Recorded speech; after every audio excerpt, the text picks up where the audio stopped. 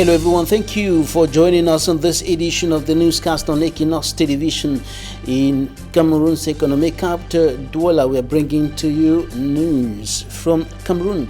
And in this edition of the news, we will talk about the international organization Amnesty International, which is urging the Cameroon government to punish all territorial surveillance authorities who arrested and tortured members of the Cameroon Renaissance Movement CRM political party. This is contained in the last report of the organization, in which it condemns continuous crackdown on opposition politicians in Cameroon. And also in this newscast, we shall take you to Nyasoso in the Kupema-Nikuba division, southwest region of the Republic of Cameroon, where the people or the population are expressing great determination to put an end to the atrocities, killings and destruction that have been going on not only in Nyasoso but across the two English-speaking regions of the Republic of Cameroon for more than 4 years today.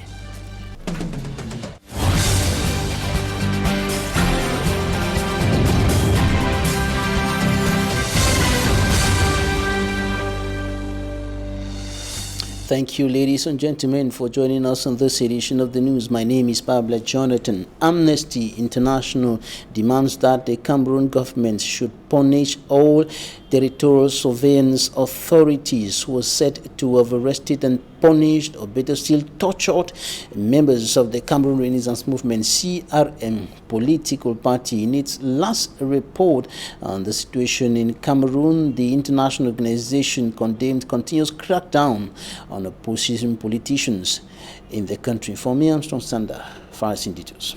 Amnesty International says the arrest, arbitrary detentions and prosecution in military courts of opposition members who are peacefully gathering are the latest examples of Cameroonian authorities' crackdown on dissenting voices since late September 2020.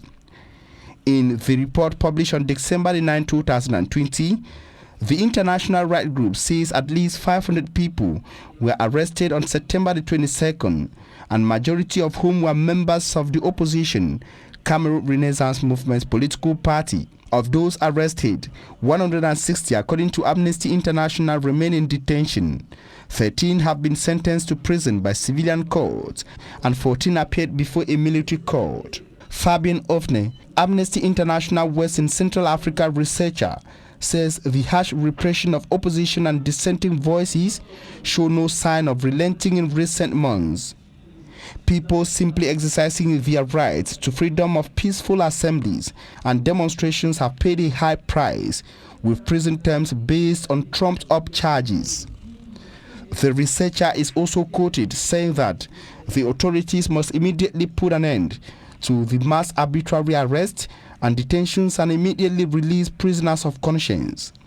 To the non-governmental organization, protest was scheduled for September 22, 2020 by members of the Cameroon Renaissance Movement's political party in several towns and cities in Cameroon, but they were banned by Cameroonian authorities, which waged a campaign of arrest and arbitrary detentions of CRM party supporters. But further illustrates that at least 45 members of the Cameroon Renaissance Movement's political party, also arrested on September 22nd, were convicted of attempted revolt, rebellion, aggravated assembly and lack of national identity cards by the Yaoundé military court, which placed them in a pre-trial detention. Those in prison, according to Amnesty International, includes Olivier Bibo-Nissak, Maurice Kamto, spokesperson, national treasurer of the CRM political party. Amnesty International spoke to a CRM party member arrested in September in Douala, who said he was subjected to torture or other ill treatments during his interrogation, which took place without the presence of his lawyer at the Directorate of Territorial Surveillance, the DST. Amnesty International further asks that all acts of torture and other suffering inflicted by agents of the DST on those arrested should be impartially and independently investigated, and those responsible prosecuted and punished. Young people in Nyasoso in the Kupe Maninguba division, southwest region of the Republic of Cameroon, say they are determined to put an end to killings and destruction that have been going on in the two English-speaking regions of Cameroon for the past 4 years within the context of the Anglophone crisis that has continued worsening for close to 4 years or more than 4 years today. And some of the young people arrested 3 suspected pro-independence fighters recently and handed 2 of them to security and defense forces. The third escaped on his way to the hospital while he was being taken to the hospital after a suffered jungle justice in the hands of the angry mob. And the people are now saying that it is time to put an end to the atrocities in the area of residence. Details in this report by Smanji Kangebre. It was an unusual atmosphere that was witnessed in Nyasoso village this Thursday. The population arrested 2 young men who had plans of kidnapping workers who are walking on the stretch of road linking Tombel to Bangem, chief town of Kupe Maninguba division. 2 tameless individuals that had been perpetrating fear, and their mission was to stop the road construction works between Tombel and Bangem. The population, with their courage, came out, had 2 of them arrested, and they put our disposal. To presently, those individuals are at the level of the brigade for exploitation. A total of 5 boys came from Mahole, Trungusi to Nyasoso, where they successfully took the 5 workers on hostage and seized the keys of the bulldozer. Unfortunately, when news got into the ears of the youth in Nyasoso, they mobilized and in a manhunt managed to arrest 3 of them. 2 escaped. The 3 were administered snake beatings, and 1 who sustained a lot of injuries on his way to the hospital escaped, leaving the population with just 2 out of the 3 they had initially caught. As a result of the incident on Thursday, the workers on the stretch of road linking Tombel to Bangem had a day of recess this Friday, expecting to continue from Saturday. For work to resume, the divisional officer has this in mind. Along the road from Suke right up to Ngomboko, all the villages are going to constitute vigilant committees that will be able to assist in securing those who are doing the work and securing the machines that are working. That notwithstanding, the force of law and order, of course, will obviously be along that road, ensuring that there is maximum security for those who are doing the work. The population of Nyasoso have also been told to be more vigilant. I insisted and called on the vigilant committee that is very active to continue with the good work that they are doing on the ground. The 2 who were arrested will help security forces in their investigations. From Nyasoso to Ako in the Donga-Mantum division, northwest region of the Republic of Cameroon, where municipal authorities are striving in the midst of insecurity and uncertainty looming in the area and the rest of Anglophone Cameroon because of the security crisis that has been pulling on for close to 4 years, more than 4 years. Today, they are struggling in the Ako to enhance the development of the area, to carry on with developmental efforts to save the area from underdevelopment challenges, and the municipal authorities are working in an atmosphere which is relatively difficult compared to before 2016 when the crisis started, and the municipal authorities were commissioned into their functions recently by the senior division officer of the Donga Mantum division. Details in this report by Kome Charles. The sum of 553,022,014 francs CFA has been voted as the budget of the Ako Council in the Donga Mantung division of the Northwest region for the 2021 fiscal year. The validation took place in the presence of the senior divisional officer for Donga Mantung, Dr. Nkwenti Simon, who is the supervisory authority. Ako is a border municipality to federal republic.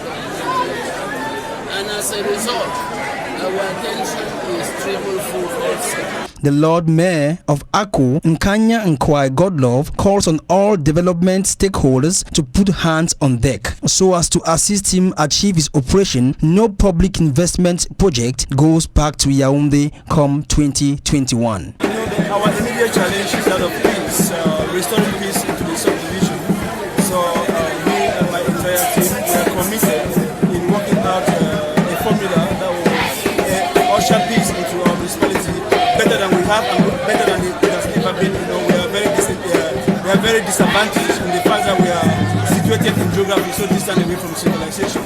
So we are determined to make sure we expose ourselves and make ourselves visitable, make ourselves open so that development, international organizations will find the reason to come into our subdivision and bring us the development that we need. Speaking at the session, he calls on his brothers in the bushes to come out and lay down their arms and equally create an enabling environment for projects to be carried out in the Ako municipality. Furthermore, he is appealing to the government through the senior divisional officer for the tarring of the West African border road from Nkambe through Berabe to Abunchi so as to boost the economy of his municipality, confirming the saying, where the road goes, development follows. The senior divisional officer on his part congratulated Mayor Nkanya Nkwai and his team, which for the past 10 months have worked tirelessly together with their divisional officer to achieve the peace that reigns today in Ako, which was one of the hardest hit areas of the Donga Mantung division during this socio-political tension rocking the northwest and southwest regions of Cameroon. A council session which was crowned with a ministerial decree from the Minister of Decentralization and Local Development for the official installation of Mayor Nkanya Nkwai Godlove and his deputies. The installation ceremony took place at the Ako Municipal Grandstand, where councillors, traditional rulers, elites, and the local population were present to witness the mayor, who promised to enhance development in the area and disenclave the municipality come 2021. A family in Banka, Bafang West region of the Republic of Cameroon cry out for justice in a land dispute with a business tycoon. The family is claiming that it has a land title over the land being disputed, while the business tycoon is also claiming ownership of the land and presenting documents indicating that he has legal ownership of the land, and the family is being forcefully kicked out of the land, and the people are crying out to the judiciary or to judicial authorities to give them what they want, that is justice. Details in this report by Innocent Aze.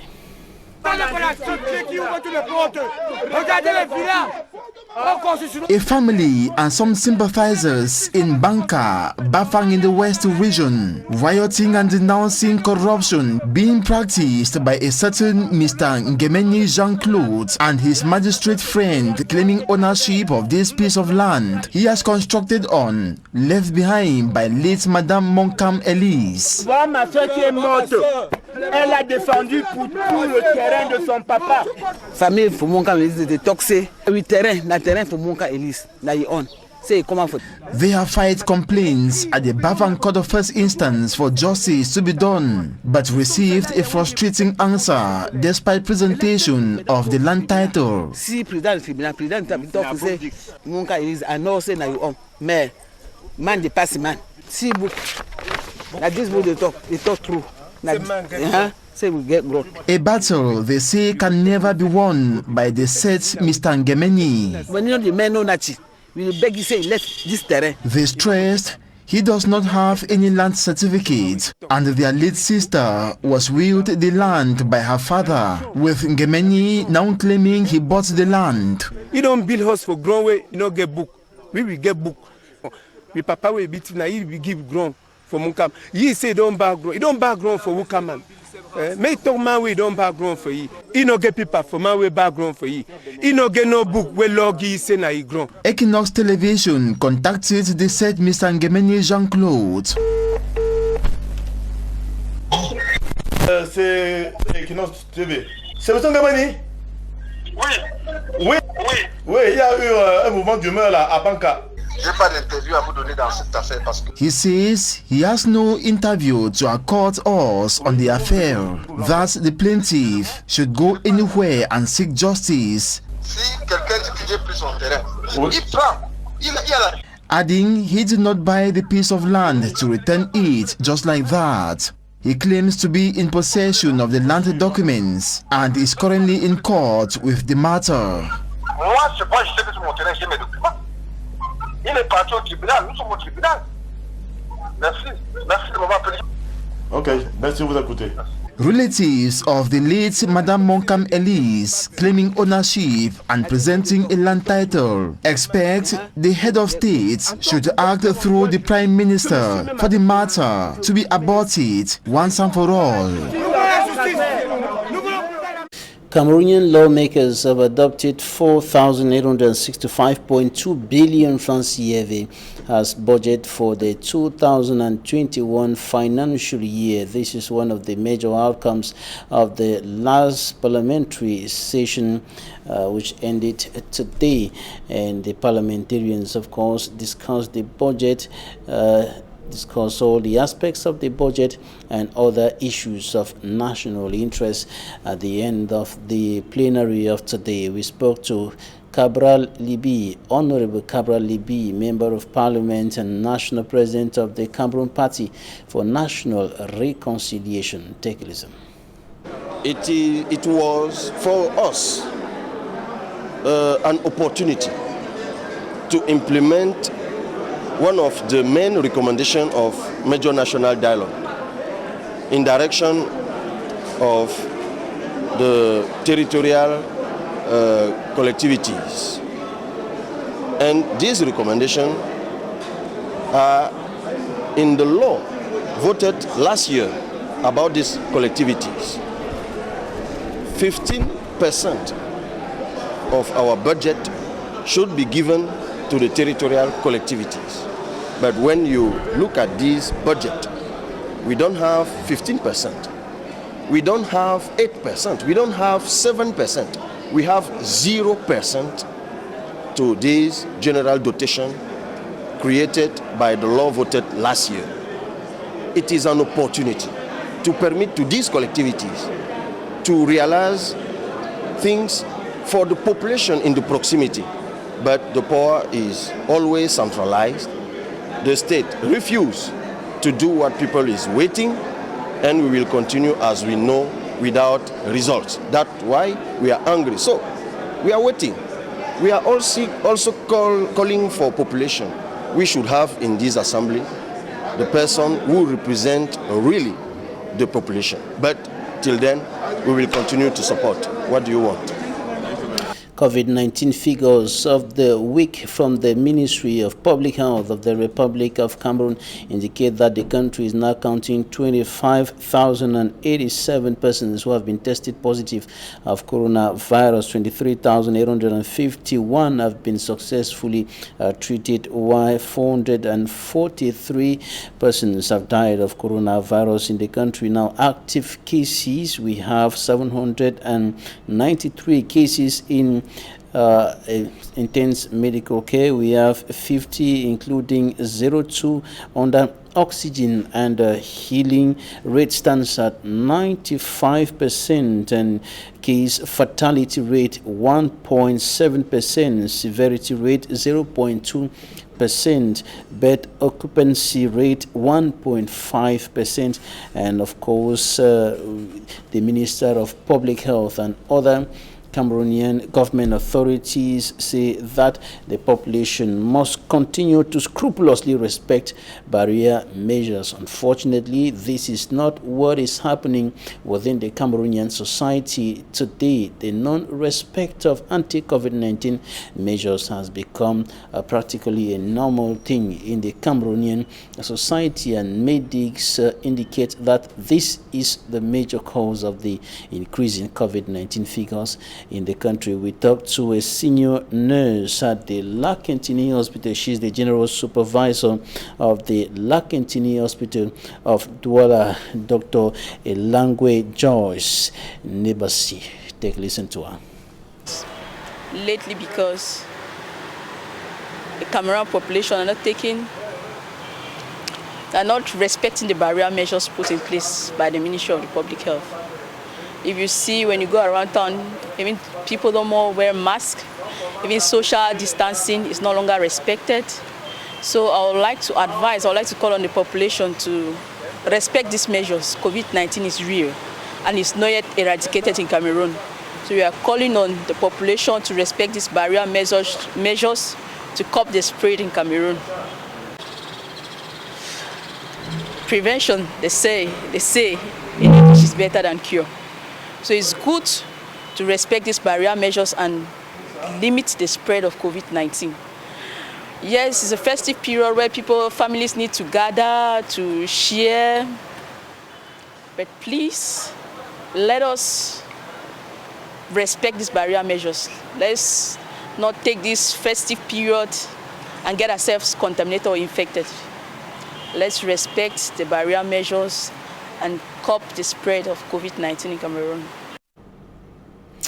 Elangwe Joyce speaking to us, the general supervisor of the Lakentini Hospital of Douala, and she also told us that the hospital, which had a bad reputation in the past, has changed completely, and much has been done to improve on the quality of services and the environment in the ward and around the hospital premises, and the hospital has taken a complete new facelift with the arrival of the new director general of that health amenity in Cameroon's economic capital, Douala. We shall come back to this in a subsequent news editions. Now, out of Cameroon, 8 agencies say that before we go to Ethiopia to talk about 8 agencies who have been killed, we go to the United States of America, which has recorded the world's highest number of deaths in coronavirus. The number of death cases continue rising in the United States of America. Take a listen to this health expert. It's really unfortunate to watch. It really is bad. We're watching various healthcare systems there that are getting stretched to and even beyond capacity. The sad thing is many people in the medical, the scientific, the public health community saw it coming and have been essentially warning that this could happen for months now. So it's really unfortunate that this is happening, because lots of this, not all of this, but lots of this was preventable. It's going to take time to roll vaccines out to priority populations, then of course the community at large. But the United States has tremendous resources, and when we hear about their plans to roll out these vaccines en masse, it's a pretty impressive task, but I think they're up to it, and I think that they're going to start to see some of the early benefits of these vaccines, well before you reach something like herd immunity. If you can really target priority populations that are disproportionately impacted by the virus and who are more likely to have severe outcomes from this virus, you can actually do a lot of good early on, and I think we're going to start to see that. But of course, they're in a very tough spot right now, and they need to start to deploy these vaccines as soon as possible. When we look at various approaches to vaccine rollout, I think it's important to target priority populations, the who should be vaccinated, but also the where. Where are we vaccinating as well? And certainly you can do a lot of good if you target those heavily impacted regions as well. I think these vaccines, in fact, some of the data we're seeing from the Pfizer vaccine, for example, demonstrate a pretty impressive degree of immunity about 10 days after the first dose, and it's a 2-dose vaccine. Of course, people should still get their second dose, but we might even start to see benefits if enough people are vaccinated early on, even after the first dose. So I think it looks like you can do a lot of good. It should also be mentioned that just because vaccine programs are going to be rolling out, we still have to adhere to these fundamental public health principles of putting on a mask, physically distancing, avoiding crowded settings. But I think once vaccine programs are rolled out and more people in the population are vaccinated, we'll probably start to see a gradual lifting of these restrictions. Now to Ethiopia, aid agencies say 4 aid workers have been killed in the country's Tigray region. The Danish Refugee Council reported the death of 2 security guards, while the International Refugee Committee said one of its staff members had been killed. The Danish Refugee Council reported the death of 3 of its workers and not 2 as earlier indicated, and government forces have been battling the Tigray People's Liberation Front in the region since November 4. The government says it is in control of Tigray and the conflict is over, but Tigray People's Liberation Front leaders say they are still fighting on various fronts. Meanwhile, the United States of America has accused Eritrean forces of entering Tigray something both Ethiopia and Eritrea have denied. Talking Point is up next.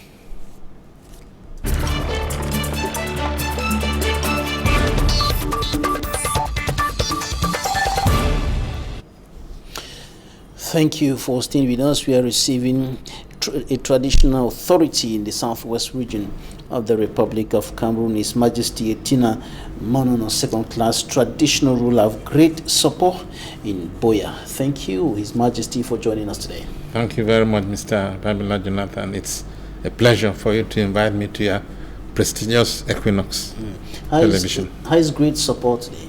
Great support is faring very well, very well in view of what they are seeing, which is coming to great support to FACO and to the whole of the southwest region. All right. No shootings, no killing, no destruction. Everything is okay. Is that what you're saying? Well, there's been no shootings for quite a while now. So we think that things are improving. Definitely. We have not had any shootings. There have been a couple of boys who have been trying to attempt to destabilize the village, but our vigilante groups have done very well in trying to get them. And what the chief and his traditional councillors advise is that when they get these young men, in fact, we got one who actually came to the palace yesterday, and what we did was we got him examined, and we found out that he was just a young man who was misled, and we sent him now to the forces of law and order to take care of him. What we do in the village is that we don't want people to be beaten up. When the vigilante groups get anybody, we take them or the persons in charge who have done anything to the forces of law and order, not for us to go into what we call jungle justice in Great Support Village. Jungle justice, it should be noted, is forbidden by the Cameroonian law. Exactly. Is forbidden and it's punishable by the law in Cameroon. The young man you mentioned earlier, has he been taken to the DDR center or is still in the hands of security and defense forces? It's still in the hands of security forces. They're doing their own investigation, and then they will, of course, determine whether it's dangerous to the community or he was just 17 years old. In my opinion, I saw him to be somebody who was not completely mentally stable. So a situation like that does not require that the man should be treated very badly. We have other avenues for which perhaps he might need help, and I think this is what the forces of law and order are doing to ensure that they get him to the place where he should get proper treatment. What exactly is the vigilante committee doing? Well, the vigilante committee goes around the village on a daily basis, especially at night, to make sure that everybody keeps to their homes at a certain time of the night, and to ensure that no acts of atrocities are caused. Because a lot of people who stay up late at night, go to drinking places, at a certain point in time, they start getting very, very dangerous to the community. We, the village and the community, ensure that We give these vigilante groups a small amount of money to get torchlights and things like baton sticks and so on. And they go around, and with that, with their presence around, it deters a lot of happenings in the village. And we tell them, of course, as I just said, that please get whoever is not doing what he's supposed to do, bring them to the if you can bring them to the chief's palace, fine.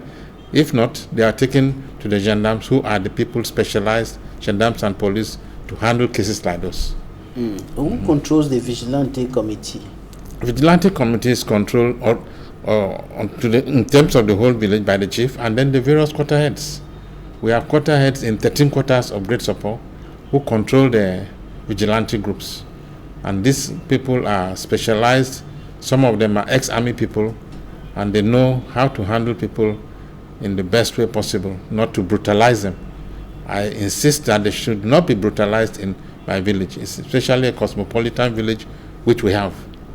Otherwise, you find a situation where if somebody is perhaps from the northwest or from south region is brutalized, they'll say that the people of Great Support are brutalizing somebody not from their own village. That does not happen in Great Support. Right. Did they go through any kind of training? Yes, because most of them are ex-army people. They went through local training inside the village. The people, I have some people, I cannot name them, who are ex-police people, who train them. They tell them the basic things that they should know. Of course, taking very good care that they don't get into a situation where they handle arms. There are no arms. They just teach them few tricks, karate and so on, judo and so on, to make people to demobilize them so that they are not able to fight them back. And this is a situation which we have found very successful. We hope that in future the situation will arise where we can arrange a program for them to go perhaps to the police or to the gendarme for a short period for more effective training. But so far it has been very effective, and we are very happy that we are keeping it up. But I must add that it's an expensive exercise, but the village is bound to take it seriously because it is helping us very much. They have no arms? No arms. No, they have no arms. What do they have? Just baton sticks. Just baton sticks, which cost about 150 francs, which are done by local carpenters and so on. But they are encouraged not to use it except somebody becomes violent, and if that is the case, they don't brutalize them. If they manage to get them under control, they take them to the authorities. Is it not risky for them to go tracking some people with guns, with sticks? It is, but the law of Cameroon does not enable people to carry guns. What happens is that if you see people who are with guns, their first thing is to use, we have numbers like we have the 1510, which they use to call the police, so that by the time they get close to them, in a very short time, the police or the gendarmes have come to their rescue. They're working in collaboration with the security and defense forces. Oh yes, very, very much. And we have to pay special thanks to our security and law-abiding officers who are helping us considerably. The guard, for instance, myself, the police comes to my palace once a day and so on, and move around even at night. And they do that to the rest of the village, not just to me. Has any of them been attacked? Not so far, not so far. The people of support have been told that the forces of law and order are there to help them. They should not be attacked. They have not so far been attacked. Although perhaps the police officers themselves or gendarmes might give you a different experience, but the chief has so far not found that these people, the police officers, have been attacked. In this newscast, we saw some young people in the Nyasoso, in the Kupe Manigoba division, doing something similar to what the vigilante committee is doing in Great Support. They're rising up to say, we don't want the violence anymore, destruction, killings, kidnappings, and they arrested some 2 persons suspected to have been striving to interfere and interrupt rehabilitation works on the Tombe-Nyasoso stretch of road. What do you think about this? No, this was a laudable initiative from these young men in Nyasoso and in the Kupe-Manigua division. What they did was correct, but if I'm not mistaken, I heard that they were given a snake beating, which is what we don't say should be done. Manage to get them, hold them down, and hand them to the forces of law and order. Because we are not experts in dealing with people's lives. If you catch somebody and you start hitting them all over, you might end up hitting them where they can die. So they did a good thing by getting them, but to give them a snake beating or so is not what we encourage. So next time we hope that they can manage to get the people. In fact, it was not good that we're disturbing the development. People who are working on the roads are trying to get our infrastructures going, which is what we're all fighting for. So they should not have done that, and it was right that they got them, but then the aspect of beating was not recommended. All right, His Majesty, let's talk about the December 6th regional elections. You were the head of the traditional rulers list in the Fako division. Certainly. How did the elections go? No, the elections went very well. We had 95 chiefs who came, and 2 of them did not put in their ballot papers. So we had 93 who voted for the list of my list, which was headed by me, Chief Etina Monono, Chief Ndike Kombe of Mondoni, and Chief David Nanywe of Mile 4. So we ended up having almost 87 point something %. So it was successful. It was successful. Yes. But there's a complaint coming from the traditional ruler of the Mongo clan in the Fako division, of course, His Royal Majesty Kala Eso, who says that his name was, according to him, unjustly taken out of the list. Well, I would not call it unjustly taken out of the list, because the original list had his name, but when the list was subsequently published, some chiefs protested, and he went through the Cameroon system, which is that if you have a protest, you go to court. And as they went to court, the administrative court and the LECAM upheld their protest, and they were taken out of the list, and that was done quite fairly. So I cannot say that you can say that I was unjustly taken out. In Cameroon, we don't do that. That does not happen. So the list that came first had their names. 2 of them. 2 of them, and their names were taken out, and they were examined by the administrative court, which is what we do in Cameroon, and the LECAM, who are in charge of elections, and their names were taken out. Now the elections came and passed, Yeah. and the institutions are expected to be put in place. The regional assemblies for the Northwest and Southwest regions, the regional councils in the 8 other regions, and of course the House of Chiefs in the 2 English-speaking regions. Yeah. What can the population expect from you, who would be in the House of Chiefs? The population should expect a lot of us, from us, and it is.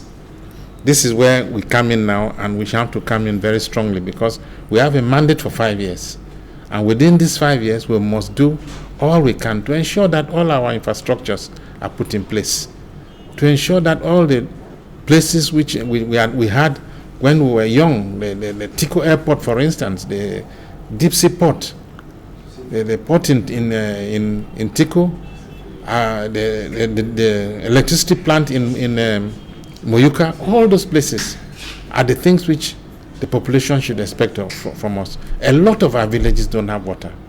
We don't have electricity. These things must be redressed. And how are they going to be redressed? They are going to be redressed by those of us who have been elected to be members of the House of Chiefs, and subsequently the whole entire regional council. We must do this by going to visit the various places that the various people who are responsible. Our national schools, in my personal opinion, it might not be the opinion of everybody, should have quotas for all of us. If you go now to some big schools, I don't need to name them, you find very few Southwest and Northwesterners inside. These are the things which we should address.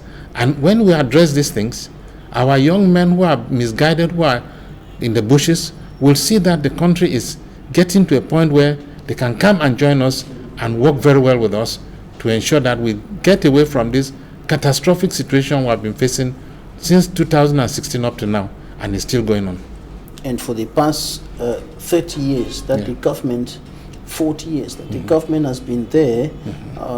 These problems have been there, some of them worsening, others being solved, and so on and so forth. So now, with the coming of the regional institutions that will be put in place, what is the assurance that the people will get what you're talking about? The assurance is that we shall be on the backs of all the ministers. We shall be on the backs of all the director generals. We shall be on the backs of everybody who is concerned with development in any way. We have programs, although we have not sat in any of our meetings as the Regional Council and House of Chiefs, to visit the various institutions. I want to take a typical one, such as CDC. We shall have a time to go to CDC, find out from the management how far they have gone with the problems they are facing. I talked to one of them not so long ago. For this year, they have only had 2 salaries, January and February. So we shall find out from the management where have you gone, so that your situation can be redressed. And if they tell us, we then shall go to these places to ensure that we won't block any situation that is holding the release of funds or any development which is geared for this institution. We do not want CDC to go like the marketing board, which was a very good company for us. And this is what we are going to do. We shall go to the police schools and find out. If there's an intake of about 100 or 200 people, you go and find perhaps less than 10 Northwesterners and Southwesterners in it. It's not accepted. You see, these are the things that are causing the situation whereby young people who are misled go into the bushes and they start attacking people. If we can redress this in 5 years, we will be sure that things will get better and we can come back to a situation where the Northwest and the Southwest will be a place, not a frightening place like we are facing now, because believe it or not, we are at war in the Northwest and the Southwest. You move around, you don't move around as you used to move around as freely as we used to do. These things have to stop, and it is us of the Regional Council, us of the House of Chiefs, who are going to make sure that these things happen, because we are the last part of the decentralization exercise, which was started with the dialogue, and it is going right to the end to make sure that our country gets back to normal.